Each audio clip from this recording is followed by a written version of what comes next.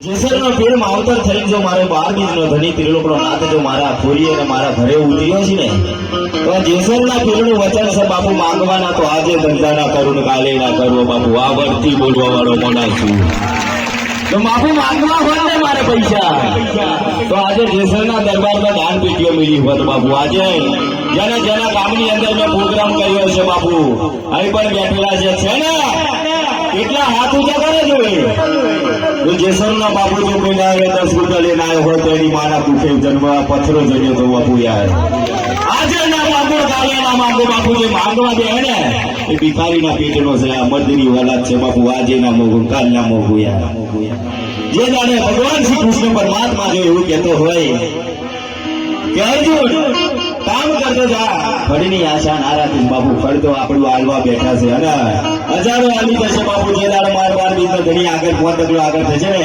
બાપુ જેસર ની અંદર જો ભંડારા હોય ના ફૂટી જાય તો આ બાપને બોલવું બેકાર હતું બાપુ એમને નહીં ખાલી બોલાતા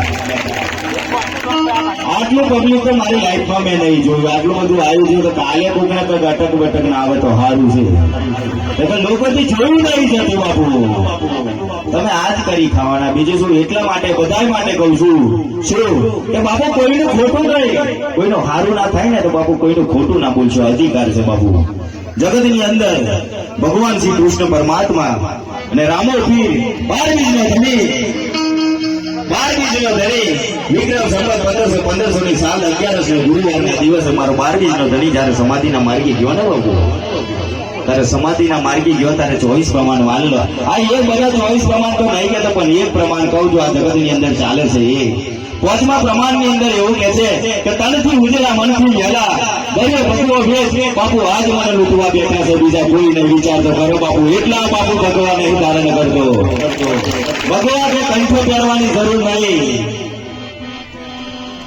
માંગવાના ધંધા તો ભિખારીઓ કરે છે માંગવાના ધંધા તો ભિખારીઓ કરે છે બાપુ આજે સરવાળા બાપુ કાંઈ જોઈતું નથી આજે 18 મહિના થયા છે બાપુ એના ઘેર જો આજે વાંગડા એના ગામની અંદર જો ખાલી આ ગાડીઓ મૂલવાની જો જગ્યા ખૂટતી હોય તો મારો ત્રિલોકનો નાથ બાપુ બીજું મારે શું જોઈએ બાપુ વિચાર તો કરો આની હાથી ભક્તિ છે અત્યારે તો એક પાઠ કરવો હોય તો 10,000 રૂપિયા ભીખ મોગવાના ધંધા ચાલુ કરી છે હજાર રાતનો ધણી જો ત્રિલોકનો નાથ જો સાવ સોનાનો લંકાનો માલિક હોય ને બાપુ જો એવું કહેતો હોય કે મારે તો સાવ સોનાની લંકા છે દુર્યોધનના ઘેર 56 જાતના ભોજન હતા હું વિદુર ભગતના ઘેર ભાજી ખાવા ગયેલો બાપુ ભલે મારું ઝૂંપડું હશે પણ ભાવ હાથો હશે તો મારા જોવાંગણે આવશે રે આવશે બાપુ આપણા હોય ને આપણને છોડી ક્યારે જાય નહીં આપણા નહીં હોય એ બહાર કરે તો જતા રહેશે પણ એક નાનું બધું એવું ભજન લઉં તો પછી આ તો અમારી માં કહેવાય બાપુ હું તો માં માનું છું ભાઈ વિષ્ણુભાઈ ને પણ અને બાપુ અમારા પપ્પુભાઈ પણ તાજપુરાના મેન ટ્રસ્ટી બેઠા છે આજે બાપુ એમના માટે પણ જોરદાર તાલીઓ આજે બાપુ જોડે મેન કોઈ નથી કરવું પડતા હોય તો બાપુ આવું શું જોઈએ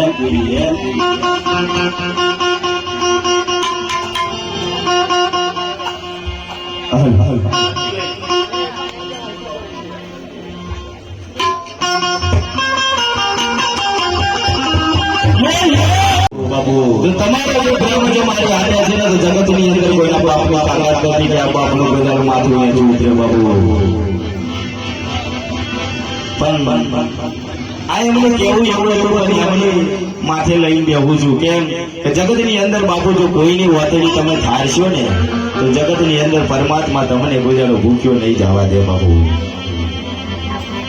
મેં તને કીધું છે ને કે 2 જણા બધું ઉઠાઈ લે તો મેં એ હોભર્યું બાપુ એવા વાઘ લઈ ફરું છું બાપુ કોઈ દાડો માંગવા ના પડે એવા તો મારા વાઘ છે બાપુ જગતની અંદર કોઈ મહારાજ ને 2 3 4 5 બહુ દોઢ સેવકો છે આ જેસર વાળા બાપુ ને તો બાપુ 150 સેવકો છે બાપુ મારા માથે તો જોવો તો વિચાર તો કરો કોઈના બાપની તાકાત નહીં કે બાપુ કાલે વાંગડી કરી જાય તાકાત હોય તો લગાવો ગાડી બાજુમાં બાપુ તો ખબર પડે કે કેટલે લીએ હોવા થાય તો એટલા માટે તમને બધાને કહું કે ચારિયા જો થતા હોય ને બાપુ ત્યાં જ કરવાના બધો જાડો હુનો ના હોય આ જેસર વાળા બાપુ જેવો જો અગજર લીપટેલું હશે ને તો ઘરી નો ઘરી આવશે ખબર નહીં પડે બાપુ આ બાપુ હા આ બધા ભુવાથી અમે હંતાઈ ગયા છે, હવે રહ્યા છે એ હંતાઈ જવાના.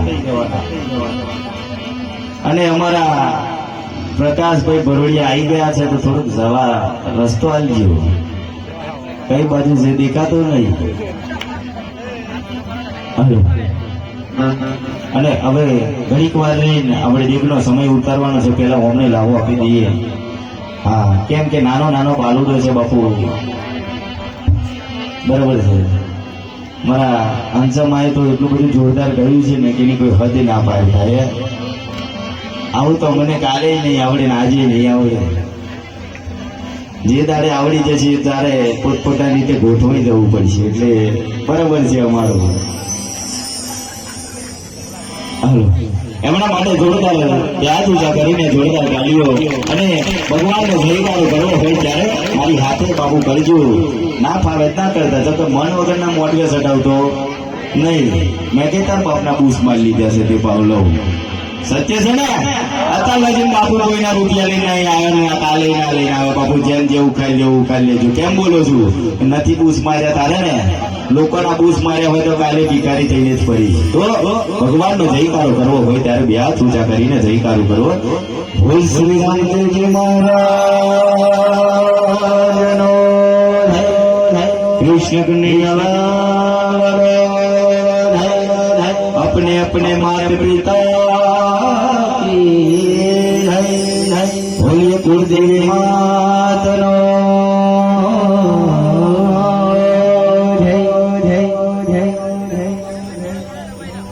बापू एक शब्द તમારા માટે કહું કે જગતની અંદર જો પગે પડવું હોય ને તો બાપુ મને પણ ના પડતા, મને ખરાબ દેખાય. કેમ? આ સોશિયલ મીડિયામાં બાપુ બોલે. જગતની અંદર જો પગે પડવું હોય ને તો બાપુ તમારા મા બાપને પગે પડજો. માઈ કોંગલોને પગે પડવાની જરૂર નહીં બાપુ. જે મા બાપને પગે પડ્યા છે ને આજે જગતની અંદર દુઃખી નહીં હોય. આજે સરવારો બાપુ બોલે, આજે વરથી બોલે, કાલે બોલે. આ માઈ કોંગલો દાદીઓ વાળો શું પોટલે પડી કોમ છે? અને જેમ જે ઉખાઈ લેવું ઉખાઈ લેજો. આ બાપુ સોશિયલ મીડિયામાં બોલે છે. અને સાચું બોલવા માટે તો કાલે સેન્ટ્રલ જેલમાં જવું છે તો રાણો આરામ થઈ જશે બાપુ. આજે વરથી કાલે વરથી. આ લોકોના બૂસ મારીને તો નહીં જવાનું ને. હા હા હા, પ્રકાશભાઈ ગોઠવાઈ જજો ને કઈ ગોઠવાવ નહીં. અમારા પ્રકાશભાઈ માટે જોરદાર નારીઓ. ઘેર કઈ ના આવ્યા છે ને? ઘેર કઈ ના આવ્યા છે?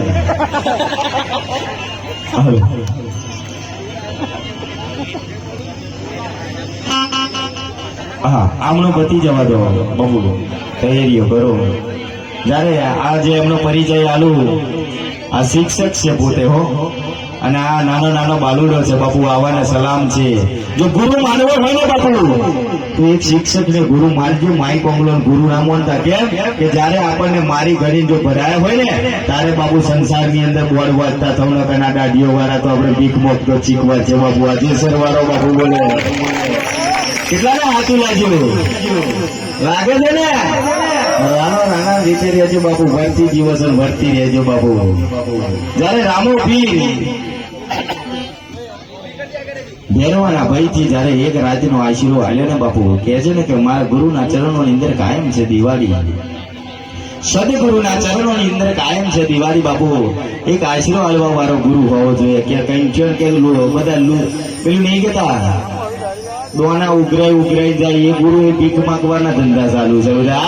આ જેસરવાળો માર્કેટમાં આવ્યો ને એટલે ભીખ માંગવાના ધંધા બંધ થઈ ગયા. વાત સત્ય છે ને? સાચી વાત છે ને બાપુ? કેટલાના સાચી વાત લાગી? આ છેલ્લી વાર બોલું છું. અને બાપુ ઘરની છે આગળ 90% પંચમાલ ગોઠવ્યો છે બાપુ. આજે મગડો બકરો બંધ થઈ ગયો બાપુ આ પંચમાલ ની અંદર. વિચાર કરો. આપણે જોડે બેવાળો આપણી પથારી પર આવતો છે. કેમ? એનાથી નહીં જોયું જતું તારે જ ને બાપુ. આજે અમે વાઘની પેટ રહેવાના, કાલે રહેવાનો બાપુ. અમારી પાસે તારે વખત કિંમતી કાઢ્યા વગર તારે ખેતરમાં બાજરી વાય તો કાલે બકા કોઈના ઘેર માંગવા ના જવું પડે. રાણા રીતે જ હાલ છે. હાલે ને? હા, તો આ છોકરો માટે જોરદાર તાલીઓ અને ધન્યવાદ છે કે એમના મા બાપને પણ અડધી રાતે આજે એમના શિક્ષક આરે એક ભરોસો અને એક વિશ્વાસ લઈને આવે છે બાપુ. એક મા બાપ એક માં હાથ છે. તો પછી અમારા વિષ્ણુભાઈને સાંભળજો. ભલે વિષ્ણુભાઈ નાના છે પણ એ તો થોડુંક લાઈટ વધારે મારી દે છે. વિષ્ણુભાઈની પણ દુનિયા એવી જ છે ને, દુનિયા અમારી કોઈ હગી